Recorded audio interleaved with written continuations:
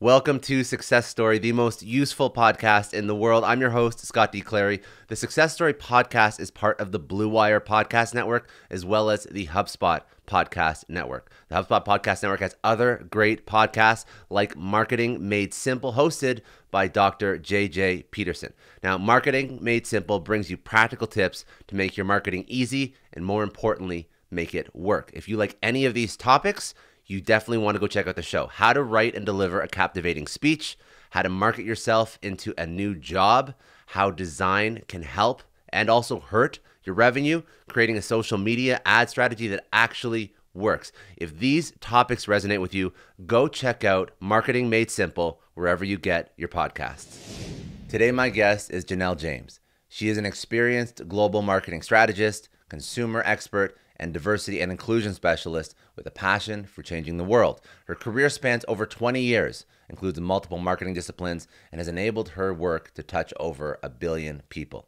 Her global work experience includes recognizable agencies such as Leo Burnett, Edelman, and Kantar, and supporting brands such as McDonald's, Procter & Gamble, Samsung, American Express, eBay, Disney, and Shell. She is currently a research director at Kantar, where she designs, conducts, and analyzes a wide range of studies for Fortune 500 companies and consults client partners on everything from consumer and market knowledge to inclusion to marketing plan development.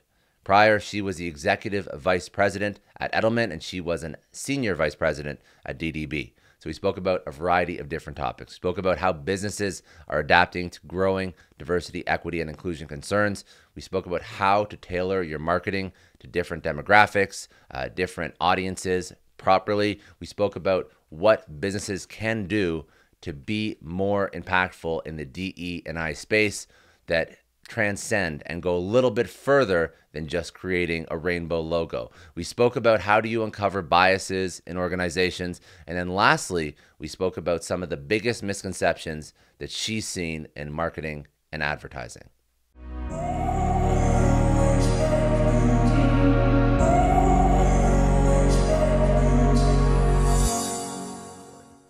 My career, my origin story. Well, thank you so much for having me here. It is such a pleasure. I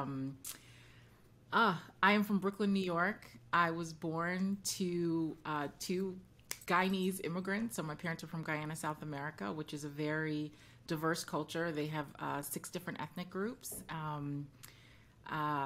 So I grew up eating a lot of everything from Indian food to Chinese food. And I grew up in Brooklyn, which is, a melting pot, very West Indian neighborhood. And I think growing up there, it always made me, I think, proud of my culture, but interested in other cultures because it was sort of a working class, pan-West Indian environment. Being the child of immigrants, my parents always emphasized doing well in school and using education as an opportunity. So around the 5th grade, I got into this program called Prep for Prep, which opened, my family's eyes to different educational opportunities. And so because of that program, from middle school through the end of high school, I went to a private all-girls school on the Upper East Side of Manhattan called Chapin. Excellent school, but that very much changed, I think, my trajectory. And, to give you perspective on Chapin, the girls that go there are amazing. I can think of Nixon's daughters, Jackie Kennedy Onassis, Estee Lauder. Wow. That's an impressive alumni. Yeah. Yeah, no, very, very impressive alumni. And also a really great, I think, caring organization. I loved going to school there for the 6 years that I was there. And I went to Harvard after that. But since I started at Chapin, I've been in an amazing place where I was always navigating different organizations, academic institutions, with people that didn't really look like me. And so that was great because I got to learn a lot about other cultures.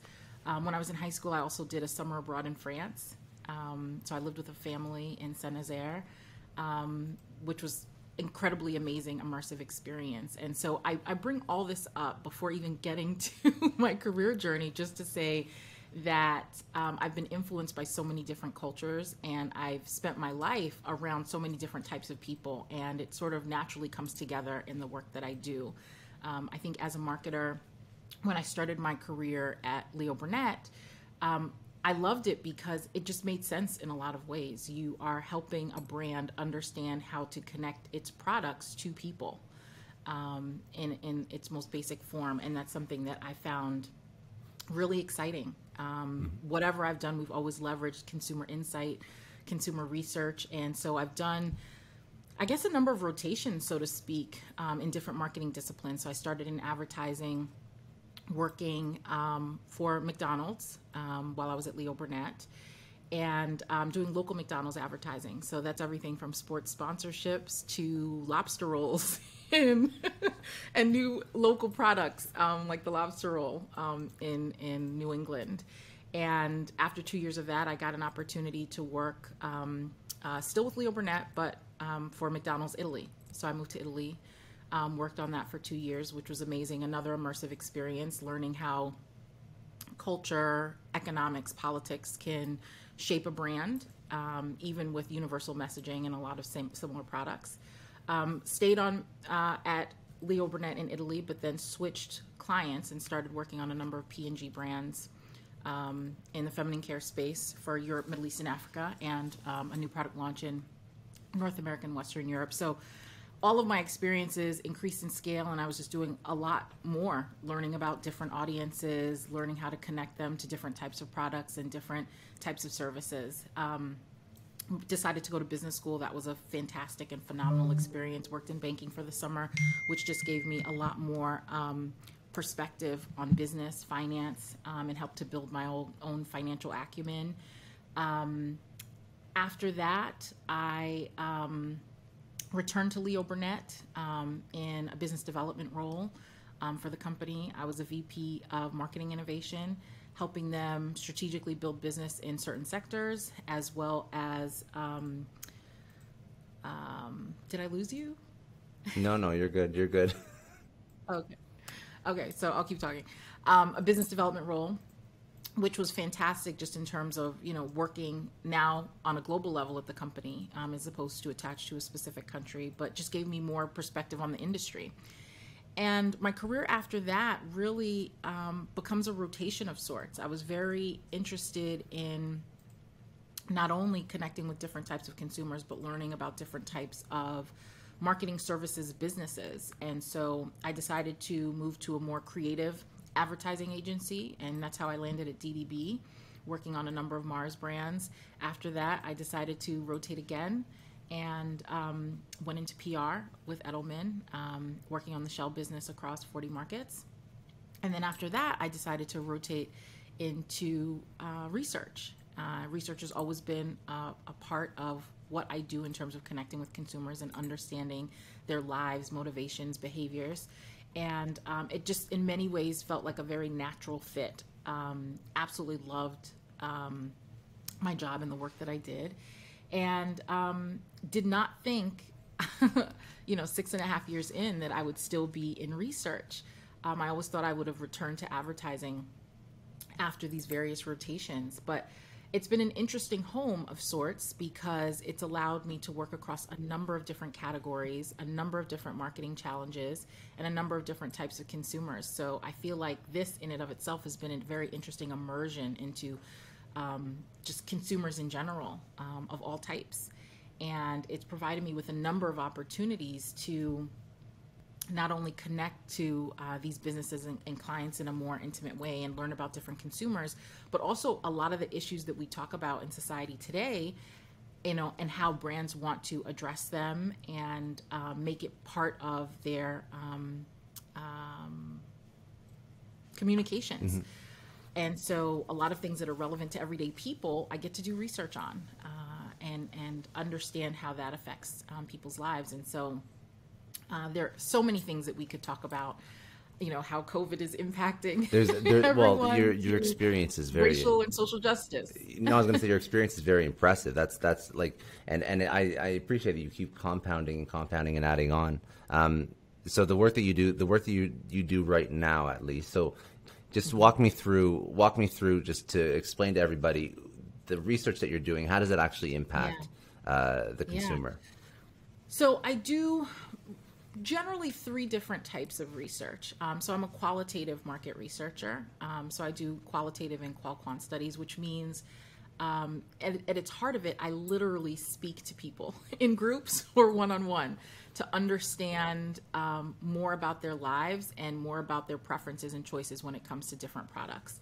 And to help brands, I will do roughly three different types of research. I'll help them evaluate campaigns or creative in various different forms to make sure that it resonates and is relevant and is motivating to that particular consumer. So creative assessment is one type of market research that I do. Another type is product development. Lots of companies will create products, and in various stages, sometimes it's just an idea, other times it's an actual product. And I speak to consumers to understand what could be better about that product, what could be improved, what kind of products they should make instead if it doesn't work at all. And that also helps to inform communications. And then the third sort of group or set of research that I do is more foundational. So a brand might decide that they want to connect with a new audience that they've never connected with before, and I'll do work to help illuminate that consumer for them. So for example, I not in the too distant past, I had a brand that was very interested, a media company, very interested in illuminating the lives of Black women in America, because they realized that was a very important segment that often set trends with the rest of the content that they create. Like they just noticed that whenever they create content that works for Black women, it works for everyone. So they're like, let's learn more about this target so that we can create better content overall. Yeah. And so that's an example of sort of a more foundational ethnographic type of research that I might do. I just want to take a second and thank the sponsor of today's episode, HubSpot. Now, security is one of the major issues big tech is currently facing. From AI scrapes to data leaks, starting your business solidly can be just as difficult as growing it securely. HubSpot is on a mission to help your business grow better with a CRM platform that grows with you. Start your venture with HubSpot's easy-to-use, secure website builder that scales with your business. As you grow, ensure your team of 2 is just as secure as your team of 200 with secure sign-on, content and asset partitioning, and scalable team permissions. Whatever comes next, make sure your business is ready for it. Learn how your business can grow better at HubSpot.com. So there's obviously a few key events over the past years that have obviously been probably pretty relevant to your work. So like people that are listening to this show, they all have a mind for marketing, but I don't think they have the access to insights that you would have. So what are some, pick a topic. It could be COVID, it could be social justice, it could just be general consumer behavior. What's something that you've noticed that has just completely shifted over the past 2 years? And what are businesses doing to deal with this? Well, diversity and inclusion is such a huge topic, I think, not only in marketing, but just for businesses overall. And I think that's something that is top of mind and comes up in a lot of the conversations that I have, not only with my client partners, but also sometimes just naturally in the course of conversation with consumers, as we're conducting research. So for example, I'm working on a study to help make clinical trials more inclusive. So it's not just consumer brands that you might think about that are prioritizing inclusivity. It's all kinds of brands that are prioritizing that, not only from a consumer perspective, but also from an employee perspective. And so that's, I think, a pretty hot topic as well. Incidentally, I actually wrote my first opinion piece. You wrote an op-ed on this. Okay, so what was the opinion? I did. Let's dive into the opinion. Yeah, we can definitely dive into the opinion. I mean, what's fascinating is, Juneteenth is a holiday. So that was last Saturday. A lot of companies are celebrating it or finding ways to celebrate it. And, the U.S. just took a vote to make it a federal holiday. And I'll be honest, it's existed for, a very long time. And I was an Afro-American Studies and Sociology major in college. So that was the first time I'd heard about Juneteenth. And admittedly, I had not heard very much about it living in the Northeast and other places since college until last summer. And so obviously I knew about it, but it became part of, our vernacular, our vocabulary as a country just last year. And I very much think that in the wake of George Floyd's murder and the resulting social justice movements, people were looking for a way to commemorate, celebrate, honor. And it was just timely that, George Floyd was murdered at the end of May and Juneteenth was 2-3 weeks later. And so a lot of companies were looking for ways to build awareness around social justice, racial justice, and brands began to talk about Juneteenth in a way last year that's never happened before.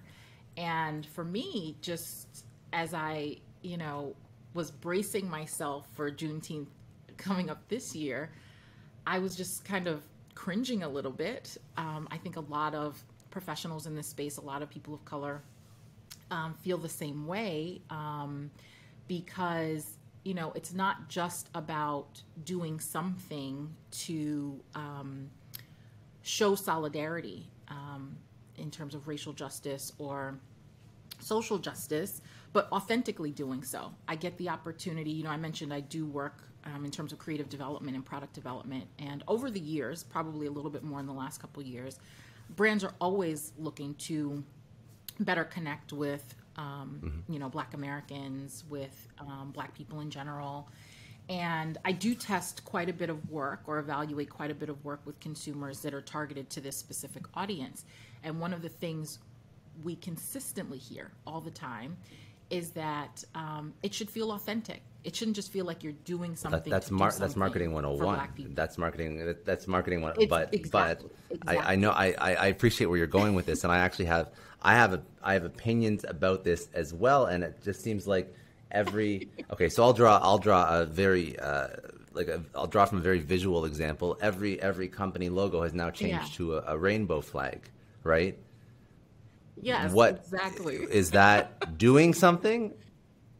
Maybe for some companies they're doing a lot more than that, but I mean, what's the actual tangible thing that you're doing versus changing a logo? Or I don't know what companies actually do besides letting people go home for the day on Friday for Juneteenth. I don't know if there's other actions taken, but anyway, I'm curious what your thoughts are. It varies at different companies. I think, the Pride example that you brought up is a great one. I think at a basic level, showing solidarity in the month of June for Pride helps people understand that there are safe spaces, that they can have these conversations. But I think the challenge that we have oftentimes is doing these efforts on a content calendar, literally like, it's June. Let's make sure we do everything for Pride Month. It's February. Let's make sure we do everything for Black History Month. It's March. Let's do everything we can for women. It's Women's History Month. And the reality is, I'm a Black woman every day, and I think the same is true for everyone, wherever you are, whatever your identity is. I think it's important for people to feel like that they're important every day. So if you see a company that's almost all companies now are actively showing support and obviously they should, but after the month is done, as an individual that's part of that group, how do you feel? Do you feel like things have changed, or do you feel like your company was just fitting into a content calendar? I think it depends on the person, for some people that might be enough, for others it might not. I think it also depends on the brand. What I would just caution a brand to do is whatever you're doing, make sure you're always doing it, because that's how it feels more authentic. And that's the type of feedback that I get from consumers oftentimes when we're testing work focused on a particular segment. You know, they want to know not only that the company is honoring them at this particular time or with this particular product, but that this company authentically wants them to be a part of their business, that cares about them authentically. And so things feel more authentic, feel more genuine when they happen all the time, not just when they happen, you know. Yeah, 100% for a week or a month or a holiday or a day, right? Exactly. Exactly. Yeah. So the opinion piece was it basically touched on that.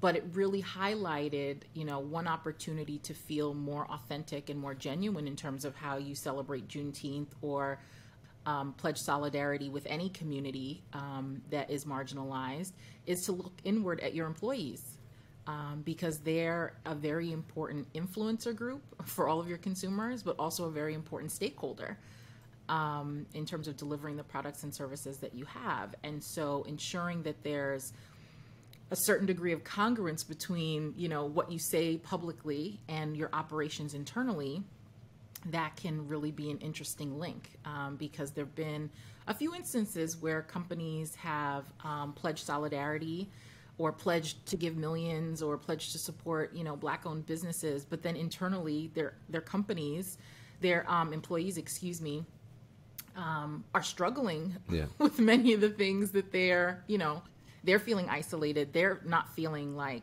you know, they're being treated equitably, or they're not feeling included. And so, you know, it was just, the opinion piece was really just a reminder to take that step and also include your employees and sort of look inward at how you can authentically deliver on these promises. One thing that I think is an interesting topic, and you know, we can try and unpack as many different examples or high-level examples as we possibly can in a short podcast, but we're not going to focus on people that are not making efforts. Let's focus on people that are making efforts, because those are the people that really do care, we hope. So undercover bias. So undercover bias, meaning you may be biased in things you do and you don't know. You don't know it, right? You don't know if you're... And we were speaking about this a little bit before, and you know, drawing the example of when you try and hire, the way that you portray your company, is it attracting everybody versus just a group of people that perhaps are already in your company, right? Or with your marketing. So how do we uncover undercover bias? Yeah. How do we, because I think that this is something bias? that's interesting, and it's obviously, this is a step further than just signaling that you care about a cause. This is actually looking deep inside. Yeah, and totally. And I spoke about, like, you know, I've had conversations about how do I actually, funny enough, now I speak about bringing women into tech, into sales, but I feel like my whole sales team is actually all women. So, you know, maybe that part's been checked off, but I mean, like, it's something that I'm sure in many industries it's not the case, where you have a lot of, like, maybe in tech at least, bro culture or that kind of thing that you have in these types of organizations, and it just sort of just doubles down when you put out another job requisition. Now this It's a great question. I think you can actually analyze any process that you have for bias, and I'll give you a story. So last summer, you know, in the wake of all of this happening, I had a colleague who was in the midst of preparing a presentation for a big tech client, actually.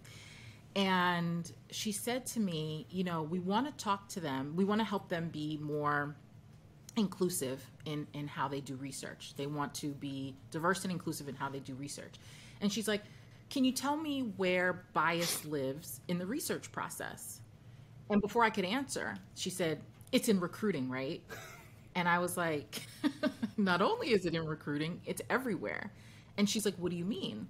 I was like, well, you name a part of the research process and there's going to be bias in it. And I think her head kind of exploded when I said that. It was like a Friday afternoon. And like, I want to say the presentation was like Monday or Tuesday. And she was like, can you just write this down? Can you just make a slide and just help me understand this? And so literally that weekend I made a slide, right? And I literally put like 7 different process elements and then 2 or 3 questions for each element that you could ask to understand where bias lives in that process. So I'm gonna share that with you. And it's something that we circulated quite a bit in the organization and used with this client and a few others. But I started with team composition, right?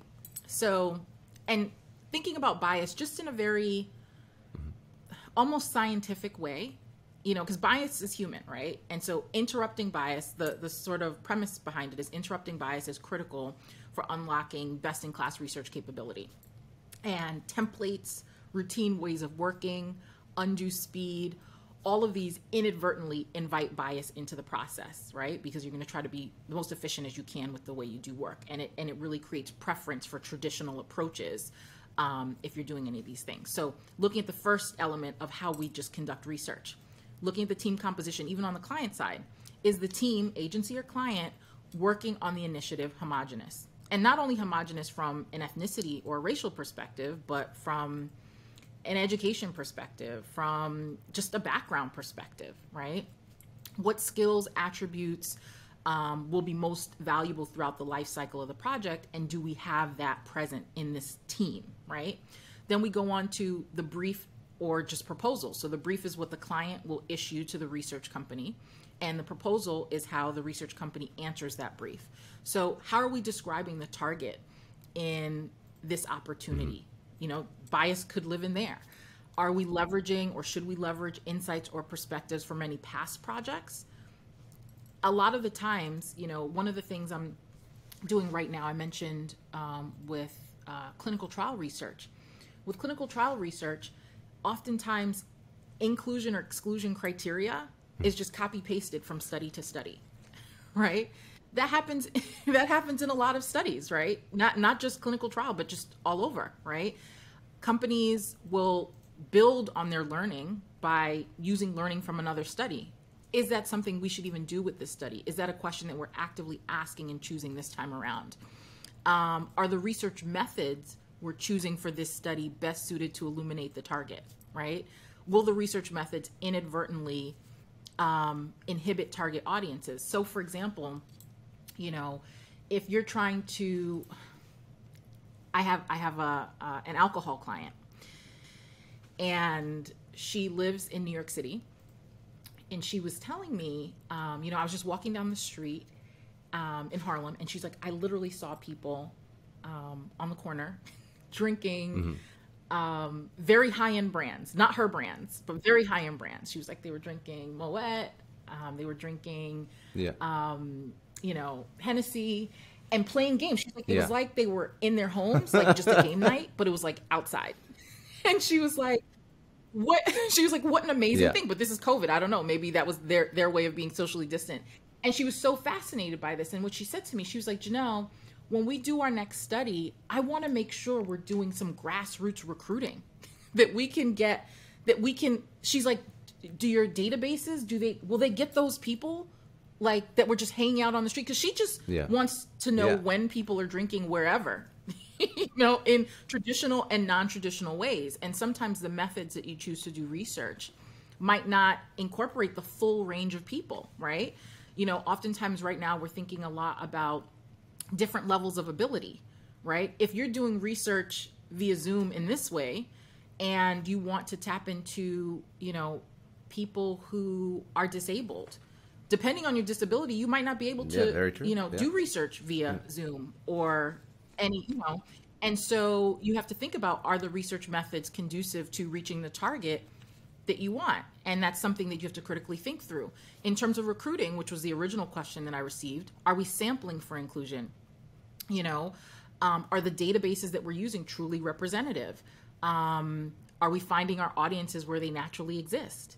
Oftentimes when people want to do research, you know, with African Americans or with Black people, for instance, it was always very interesting. They're like, okay, we want to do research in Chicago. We want to do research in Atlanta. We want to do research in New York, maybe Baltimore. And it's like, Black people live in Houston.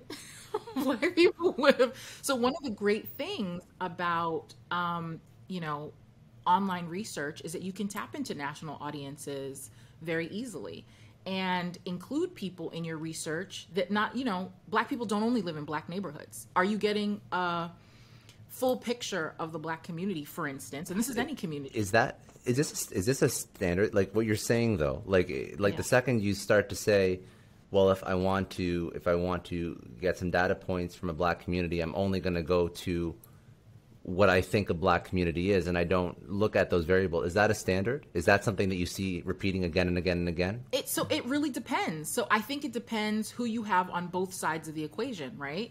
Here's an example.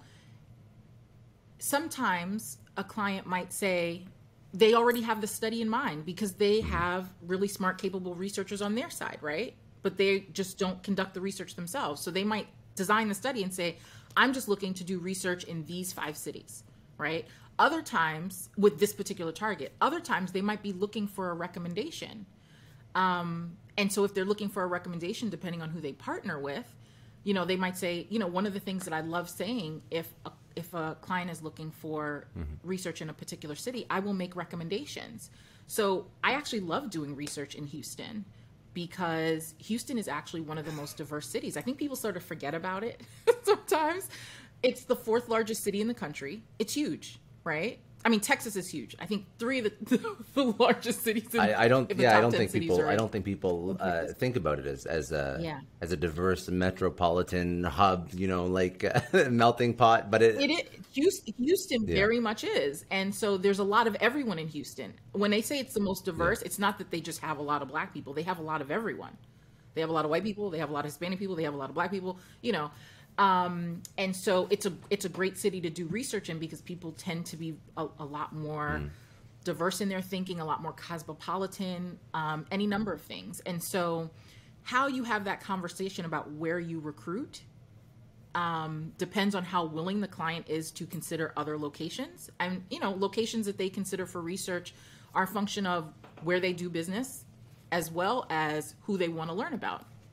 And so you always want to make sure that you have people on your teams, if you work for a research agency, that can help a client make a decision and make recommendations to help them get the best understanding of the target that they want. And so it really depends who's on both sides. Are diverse audiences a monolith? That's another big question that we ask. So for instance, if I'm doing research, all the Black people shouldn't look the same. They're not a monolith, just like all Hispanic people are not the same, just like all white people are not the same. And so sometimes when you're recruiting, people might think, oh, just because that person's Black, we have a representative sample. But no. For instance, all Black people don't live in Black neighborhoods. All Black people don't have certain types of jobs. At least 10% of Black people are immigrants. Yeah. And that's just that would be immigrants. first generation? I wouldn't be considered an immigrant, even though my parents are immigrants. Yeah. Well, it depends how you define first generation. Because technically, I'm the child of immigrants, so I would be first generation. But if someone moved themselves, they would be first generation as well. You know what I mean? So but then you can have a Jamaican family that moved to the U.S. in the 30s or the 40s, and they still very much identify as Jamaican in their heritage, but they're not considered, immigrants at that point. And so just making sure your diverse audiences are not monolithic is huge. So that's another big one in terms of recruiting. And asking the question. Yeah. No, I was going to say just on that point, because I'm just sort of thinking about how we have all been now sort of able to work from home, or most companies have been allowing people to work from home. Have you seen that have an impact on the ability of a company to have a more diverse workforce? Because realistically, that should enable it. That should enable, because now you can recruit from anywhere. Yeah, I think definitely. That's one of the things that I think I'm seeing sort of anecdotally. It's one of the things that I'm reading about. It definitely, I think, lowers a number of different barriers, but the only barrier is not necessarily, location or geography. We were talking about access before, and networks, and a lot of where you're able to work and the jobs that you know about are a function of who's in your network. I didn't mean to interrupt your train of thought. Like, Yeah. I think that point about continue with the different things that you're Yeah. looking for in research. But then I think that what we were talking about before this call, I think that would be good to bring up as well. Yeah. The Yeah, access of and the course. network piece. Yeah, of course. So recruiting is one part of the process. How you develop the questionnaire. You know, when we're doing research, it's not like you're winging the conversation. You literally create questions, and you can, be dynamic in terms of how you have the conversation. But we literally create a guide that we align with our client partners. And so, in terms of creating that guide, you want to make sure that the questions in the guide are checked for implied bias or traditional assumptions. I mean, even something really simple as gender in this day and age, how you ask a gender question, how you ask an ethnicity question, it literally needs to be open-ended. Check all that apply, because you could be insulting people in a way and they don't feel comfortable, and they could literally shut down on you. Are we using gender neutral or anti-racist language in terms of how we ask questions? Do all the questions provide an out for unexpected feedback? I'll have see surveys and things that just sort of come across my desk or come up in social media.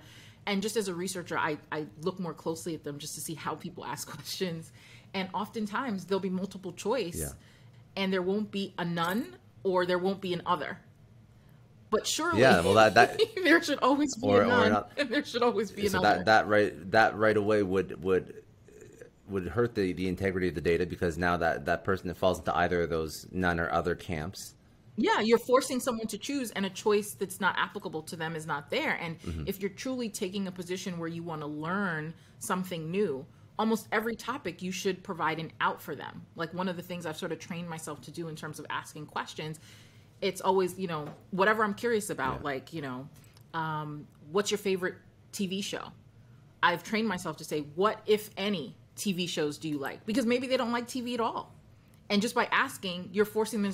So then they might be thinking, okay, well, I have to give them my favorite TV show, but I really hate So TV your dad overall, is right? useless. It's garbage, So- right? Yeah. Exactly. Yeah. Exactly. So, making sure that your questions provide an out is huge in terms of how you're developing the guide. In terms of how you conduct the field work, is the moderator flexible and able to relate to a number of audiences? I think that's a really important one when you're conducting potentially live research. Is the moderator employing techniques that encourage sharing diverse stories? Oftentimes people will say focus groups are awful because they have a lot of groupthink. And I always say, focus groups are awful if you have an awful moderator. You have to know how to ask people questions, in a way that they feel comfortable sharing a dissenting opinion. One of the things that I'll do oftentimes is if someone makes a very strong opinion, I'll say, great. Does anyone disagree with him? Because when you ask that question, then people feel comfortable disagreeing, like it's okay to disagree, And there are lots of other techniques that you can do, but these are things that you should be thinking about when you're conducting field work and looking to make sure that you're avoiding or interrupting bias where it could exist. In the analysis, are we under or overemphasizing parts of the data artificially to achieve the desired diversity, right? So oftentimes someone will look at a sample, and this is for qual or quant research, they'll look at a sample and say, okay, well, we will overweight this criteria because that's what we really want to learn about. But if you're overweighting something that's already wrong, you just have more wrong data. There's so many, like, as you're discussing this, I'm just thinking back to like hiring and recruiting process now, and how all these lessons, everything now, this is the $1 million question. When you're trying to find somebody that's going to be successful in a role where you do have to eliminate certain, not people in terms, but like if they don't have the skill set, they can't be in that role. Yeah. So how do you bring over these lessons and learnings from your research and your market research and background, and then you bring these into an environment where you get the right questions so you can get people who are qualified for a role, but you aren't removing anybody based on making them feel uncomfortable or Well, I think a couple of things. So one, just in terms of closing this conversation out, I think you can audit any process that you have. You can audit any thing that you're doing to really understand where bias exists. This is not just how we do research, right? You can take a look at the steps in anything that you do, marketing, recruiting, to understand and just asking critical questions about where it can live. In terms of, if I'm working on an engagement or there's an opportunity, well, here's a really great example. I think you can, oftentimes it's how you're able to think about, learn, a particular skill set or a particular genre of information. And so if diversity and inclusion is important in your work or in your role and you don't necessarily have that experience, then you bring in consultants. You bring in, I'll give you a great example. I was doing research for a CPG brand and a skincare brand, very successful skincare brand. And they were looking years ago to launch a new product for Black women. And just in a lot of the research they'd conducted, they realized that this was an opportunity.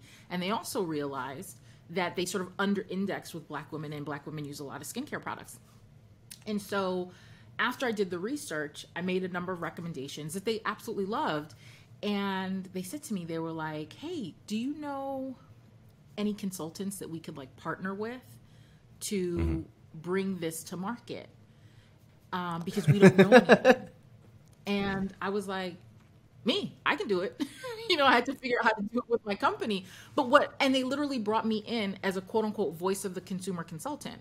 Now, what I ended up doing in large part was a lot of the things that I did in my past life, writing briefs for the media company, for the advertising agency. I would help talk them through, creative and what could be potential issues. As the voice of the consumer, I was bringing a lot of this perspective throughout the creative development process. I was literally an extension to the brand team for about 9 months. And it went all the way, I went to the commercial shoot, which is what I would have done in advertising, helping them with casting, how to think about this. And it ended up launching very successfully, being one of their most successful launches literally in their 100-year history. And what was fascinating about that, their agency lineup never changed, right? Their insights team never changed. And they had a good amount of diversity, but what they realized was they didn't have the skill set needed for this project. And so I think companies can do a number of things. You can bring in assistance when you need it, particularly in the short term as you figure out how to ramp up for the long term. So I think there are ways to, and now in this day and age, I'm sure it's so much easier to pull in freelance or consulting talent than it would have been in the past. But again, I think working through your networks to figure out who might be best suited to bring in that perspective, whether it's a short or on a long-term basis. And I think I think the other thing that's really interesting about diversity and inclusion is, helping people realize that this is not just an initiative for HR. This is not just an initiative that lives in one part of the organization. It's really a route to innovation, or can be thought about like change management initiative. And from that perspective, everyone should own it. And so whether you feel like you have some sort of diverse identity, or the initiatives are targeting you, it still should feel like your responsibility to help make the organization more diverse or inclusive or equitable. Yeah. And from that perspective, everyone can participate, because at bare minimum, even if you're not part of one of these marginalized groups, you know how to navigate your organization and that culture, and you can be a bridge. So one point. So let's because that's going to segue into another story that you were telling me before. See, I told you we should have just done these stories at the beginning, because they're all really good stories. Anyways, so okay. one point on this. So let's not diminish how important this is for diversity, but everything that we just discovered and spoke about for the past 30 minutes, these are all just best practices in terms of taking any product to market. There's no different. Like, if you already know if you understand the concept of taking a product and getting the data points and the research and the consumer insights, apply that with the same tenacity that you would when you want to make money to the other parts of your organization. And that's really what it is at its core. I think the challenge is it's easier for people to understand or spot discrepancies when they're part of that group, because they know automatically something's wrong, right? And so the challenge is, how do you spot discrepancies if you're not part of that group? Okay, so tell me the story about, you said you were working with an organization. A guy comes up to you, I think, and he says, like, hey, I'm not part of any of these groups. How can I help? Because I'm sure, like, let's be honest. I'm pretty sure that has gone through the head of many people in many companies over the past 2 years, right? So, so to set it up, so doing work for a media company, and so many brands today, they want to learn more about the evolving demographics in the country. When you look at Gen Z, for instance, and that's what I find so interesting about Gen Z. So the oldest person in Gen Z right now is maybe 24, right? Gen Z is the most diverse generation that we have. It's almost 50% people of color. In some parts of the country, like California, it's 60% people of color, right? And so one of the things that we have to keep in mind, like, if we're creating products that literally appeal to the future, they need to feel diverse and be inclusive, right? Not only for the 50 or 60% of the people of color, but also for the 40 to 50% people who are not of color, because they're accustomed to being with people of color, right? It's just a higher expectation. And so because of this, as we are helping our client partners, understand changing demographics and how to think about consumers, how to think about Gen Z, how to think about all these things, we often conduct these like workshops to help them action the learning and potentially understand any barriers that might exist in their organization to reaching this type of, inclusion, diversity, etc. And so doing, a series of workshops with about anywhere from 10 to 15 people. And you have to think, a lot of these people are in these workshops with their boss. We're trying to understand, where in their processes, where, they could be more inclusive, more diverse, and talking about many different things. So in some ways, a very uncomfortable conversation. And one of the things I didn't expect was a few people actually reached out to me after the session to talk. And one gentleman that reached out to me, he said, I'll say, when I do these workshops, I always like to tell people that I come from a place of abundance, right? This isn't a zero-sum game. It's not about loss at all. It's how do we improve the processes that we have so that it can feel more inclusive for everyone. So that's always the premise, sort of like positivity. And so, reached out to me afterwards, and he's like, I'd love to talk because I'm still struggling with some of this, and I didn't necessarily feel comfortable saying everything around my boss. And so we ended up having this conversation, and he said to me, I know my company isn't very good at like diversity and inclusion. And he's like, I don't know how to think about this. He's like, I'm literally a white guy from the Midwest. He's like, I felt very comfortable talking to you. So he's like, I just feel like I need ideas. Like, I want to be on the bandwagon, but like, how do I do this? And so I said to him, I was like, first and foremost, as I mentioned before, this is about abundance. So I think it's always about making the processes that you have in place better. But I think the key thing to understand is it's not only about bringing more diverse people in. That's surely a part of it. But you need a champion on the inside to really bring this to life. And you need people who understand how to navigate the culture. And so that's definitely something that you can do. The other thing I would say is recognize what diversity you bring to the table as well. Because just because you're a white man doesn't mean that you don't bring a unique perspective to the table, because diversity is not just about racial diversity, right? You're working in California. How many people on your team are from the Midwest? I'm sure you bring a perspective, an upbringing. Yeah, but also a frame of mind too, right? I think he said, yeah. No, it's true. But I was going to say, like, a frame of mind, like the fact that the guy's asking you this question is indicative of enough that there's somebody that wants to do something or change something in a good way. So that's a major. Of course, and is scared because, oftentimes I think when a lot of Hmm. firms make these decisions, and every firm, every brand is on a different journey, but What does that sometimes people mean? don't Yeah. understand what the actual goals are. We want to be more diverse. What does what does that mean? And all types of employees are asking questions internally, not just the black people or the Hispanic people or the LGBTQ plus people, right? Everyone wants to know what this means and what we're actually working towards. And I think having clearly articulated goals on that front is really important. Very good. Very good. Cool.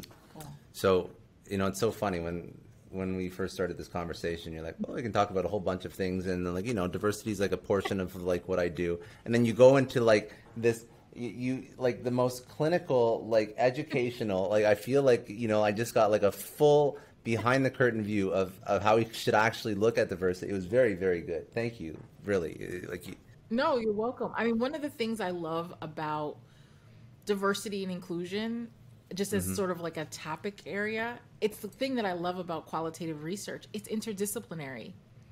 It can apply to everything. And so you can end up having, I didn't really think about it at the time, but when I was in college, I was a double major, and Afro American Studies, for instance, they had professors from almost every different department. They had history professors, they had English professors, they had sociology professors, you name it, because it was literally interdisciplinary. And so, as I think about diversity and inclusion, I literally think about it that way. You can get experts from anywhere, because it can apply to every category, every business topic, everything.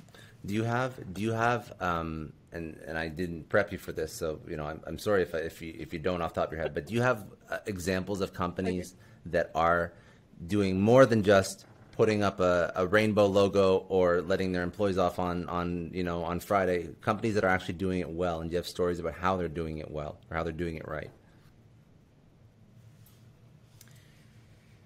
It's a good question. I think every company is on a different journey depending on their category. So doing it well, I don't think it's just a, Yeah.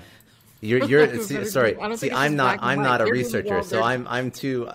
You're very like, okay. Well, what? How do we quantify well? Like, let's be careful. Let's define well first. I'm sorry.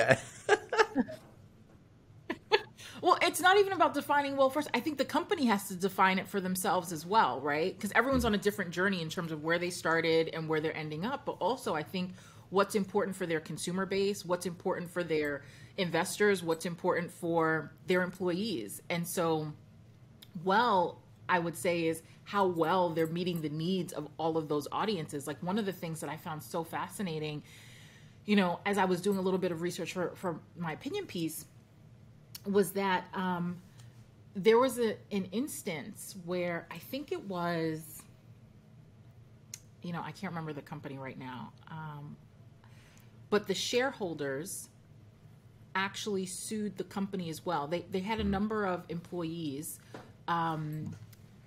go to the media to talk about discriminatory practices.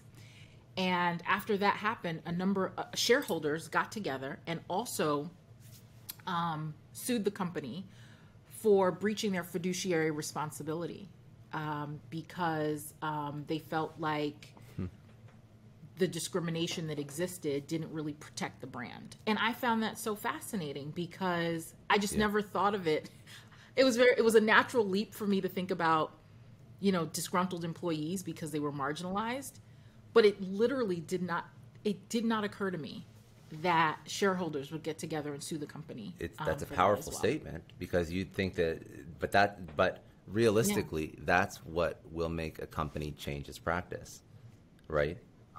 Without shareholder, like, yes, okay, there is an enormous amount of pressure if there is something that's brought into the media spotlight and whatnot. Of course, cancel culture is a thing, and that's something that companies Mhm. worry about. But I mean, if it's coming from the opposite end, that's enough pressure in and of, because then there goes your Yeah, executive board. Like, there's CEOs fired, and definitely. if the shareholders, that's very interesting. I've never seen an Yeah. example of that ever. Very interesting. Yeah. Hmm. The test for me, honestly, if a company's doing it well, is if it's authentic, you know? Um, if it's authentic, if it's genuine, and if it doesn't feel like a one-off. Yeah. Yeah. Yeah. I think that's what we have to be careful, the companies aren't falling into that trap. Yeah. Very good. Well, that was a masterclass in research and yeah, no, I'm serious. You undersold yourself. You definitely undersold yourself. Well, okay. So I think that we can do we could do like a whole other episode on just some of your ideas on advertising and marketing. Maybe we'll do that in the future. Yeah, we should do that in the future. So, because I try and cap these at about an hour because I don't think people listen for much longer than that. So what we'll do, I like to pull out some like career insights. You've had an incredible career, so just some life lessons, so almost like rapid fire. Before pivot into that, is there anything else that you're working on now in your research or where you want to progress in your career that you wanted to bring up? I don't think so. I mean, I'm at an interesting point, I think, you're doing in good my work and career you're journey happy there. where I'm feeling a lot of connectivity with everything. Yeah. And so, well, I literally talk to people for a living. And so it just keeps you so grounded, just in terms of what's going on. Like anything that's important in the media becomes naturally important in my work because it's understanding how people are experiencing these things. So yeah, no. No, good. So listen, that's a good place to be in. That's a very good place to be in. Okay. Let's go through some life lesson that you've uncovered over your career. You had a lot of different roles. What was one of the biggest challenges that you've had moving between companies or doing different things over the course of your career, and how did you overcome that? It actually goes back to something that we touched on before. I always think learning and navigating a new culture is a challenge. And so at some companies, it's a little bit easier than others. The other thing that I think is fascinating is company cultures can change as well. And that is probably a little bit more difficult than joining one that's difficult to navigate in the beginning. So for instance, one of the things that I find fascinating about marketing services is just the amount of M&A activity that happens. And so, for instance, when I was working at Leo Burnett, probably about a year or two in, they were purchased by Publicis. We went from being a totally private company to being a public company. And there are lots of implications. I mean, at the beginning of my career as a 20-year-old, I'm like, the Christmas party isn't as big as it was in the past. But, there are lots of changes. And I think that's been one of the interesting things, I think, along my entire career journey is just always thinking about how ownership structure potentially changes a company. And I love working in marketing services because you get the opportunity to partner with lots of different clients, work in lots of different categories and have literally different jobs, oftentimes without changing companies. But ownership structure can change the culture of a company, sometimes overnight. And that's something that I think we're always learning and trying to figure out how to navigate. Culture's an interesting one, even organizational culture. So yeah. No, I was just going to say that's a smart one, and I don't think anybody's ever brought that up because they've all sort of focused on personal problems. But that's a good lesson for people that are younger in their career to understand.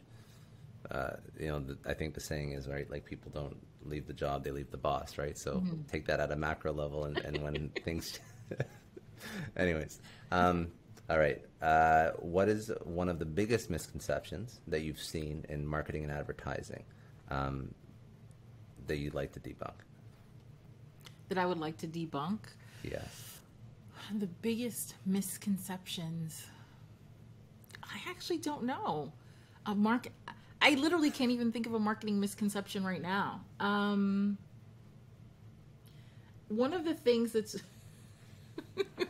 one of the things that's really funny that's coming to mind, and hopefully this fits the bill, is oftentimes now, you know, you'll see in social media when there's an example of advertising gone wrong. People will be like, how did this happen? Yeah. Well, I think there's been a few of you know, those, right? There's been a few. Exactly. They're like, was there a black person at this company? Did they even share this with a person of color? Like, how could this be? And I mean, it's never, as I understand it, a lot of those instances, it's not always the same reason.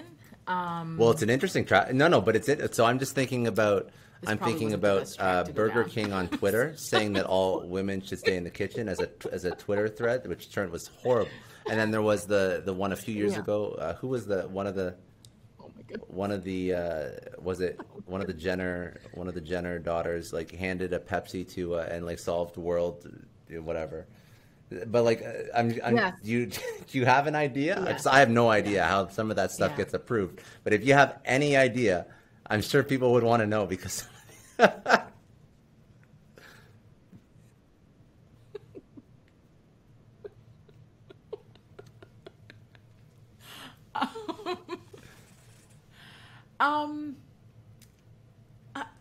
think, sorry, I'm so tickled by this.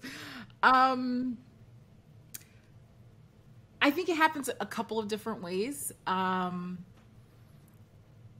oftentimes, I think, I'll give you an even better example. In recent weeks, I literally have friends, right, reaching out to me saying, oh my God, my company's about to do something crazy for XYZ holiday. Help. Like, what do I do? And I think I'll definitely give my friends advice, right, on how they should handle something. Oftentimes, a company might not be leveraging the right resources to vet whatever they're doing. There could be, and I'm speaking about this in a very general way because it's not always the same thing that happens, right? But I think it all boils down to not having the voice of the consumer in the room and actively speaking up. And that voice of the consumer can take a lot of different forms. There wasn't any. So I would say either there wasn't the right type of research, even there wasn't representative research, there might have been no research. It might have been, but oftentimes I think what it comes down to is not having fully gotten perspective from the target audience. The other thing that I would say, social media moves very quickly, and oftentimes more quickly than anyone, than many of these companies can move. I think it was a great answer, and it was really actually not a misconception. It wasn't a consumer misconception about what marketing is and isn't. It was more of a brand misconception, and you've had big names that have swung and missed. So I think that's smart. That's very good. No, it's good. It's very good. Sure. Yeah. You know, I want to go back to your other question, actually, where you asked me about Yeah. how do you know a company is like who's doing it well? And so, you know, what I said before was, you know, are they doing it authentically? Is it not a one-off? But I think, do they have a way to consistently include the voice of the consumer into their operations, into what they're doing? I think after reflecting a little bit, that's also something else that I think is really important, because if you have a constant stream of that perspective, that is helpful, you know, and using that to inform decisions as well. That's good advice. That is very good advice. Okay. If you could tell your younger self one thing, what would it be? Yeah. If I could tell my younger self, well, I didn't if you could tell your younger Anything? self one thing, like your younger self, one piece of advice, one piece of advice. Probably trust your gut. um, I've really enjoyed, I think, my career journey, but at every step of the way, I always end up doing something that I never Yeah. thought about and planned. I mean, when I was in college, you could have never told me 2 years later I would be living in Italy. That just seemed so far-fetched. But what I'll say is that in the course of my career, I literally come upon these opportunities and have the chance to embrace them. And sometimes they're scary. Sometimes I might be a little bit too naive or ignorant at the time. Okay. But just really trusting myself in the decisions that I make, because they usually turn out really well. But I think instinctively we all have, these barometers, and you know when something's not going well, and you know when something is going well, and just trust that. I like that. Pick one person who's been incredibly influential in your life, and who is that? But also, what did they teach you? Gosh, this is going to sound so You don't- cliche, but it's my mom. Everybody, first of all, everybody's cliche for this answer, or this question rather, so it's fine. It's my mom. She's literally been there through everything. I mean, and just so supportive. As I mentioned to you, my parents, they immigrated from Guyana. And so it's always, in her mind that, they came to this country for a better life, and all the decisions they've made, the opportunities that they've exposed us to have been a result of that. But also, she's been this incredible support, like even today. I mean, I mean, we don't have enough time to talk about all the things that my mom's done. Like, for instance, I asked her a question like, why was it important for you to go to college? And literally her answer was that so that when my daughters were in college, that I could help them and provide perspective on, what might be difficult. That's a very like that. It wasn't that's like a thoughtful I went to answer college too. That's a very thoughtful answer. I can tell you Yeah, right now, and- if my yeah. kids ask me that, maybe I'll lie to them. But like, that's not. I did not have that foresight in college. Yeah.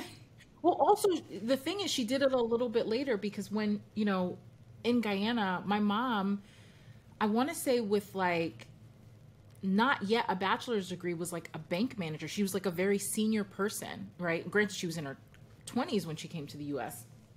And so when she, I believe, had an associate's degree, so then by the time she decided to Yeah. get Yeah. her bachelor's degree, I remember going to her graduation. I was like in first grade. I was like in first grade at my mom's college graduation. And that was the only day I got to miss school half day. I literally never missed a day of school. And it was to go to her graduation. And so she was old enough where she was very thoughtful about what she wanted her children to achieve and how she could actively play a role in that. And at some point, her ambitions shifted from, yes, I'm an accountant, I'm, a controller at this $1 million firm, but I'm actively thinking about how to inform, help, I joke around with people because, take your daughter to work day is a thing. I'm like, I think my mother invented that because she was always taking us to work. Before Take Your Daughter to Work Day even existed, So like come in for a few hours to help us file, help the accounting department, or, it was a fragrance company. So there's a lab. So we could like help in the lab. I mean, that was crazy.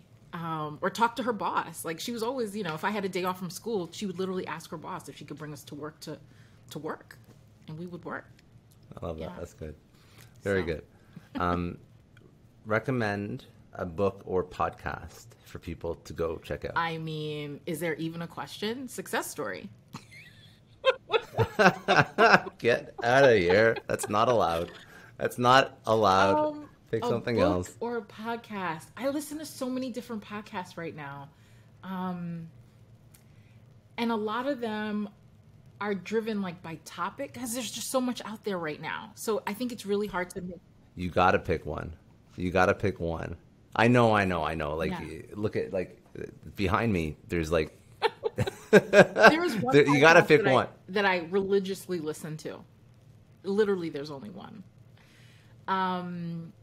And so, you know, I went to Harvard Business School.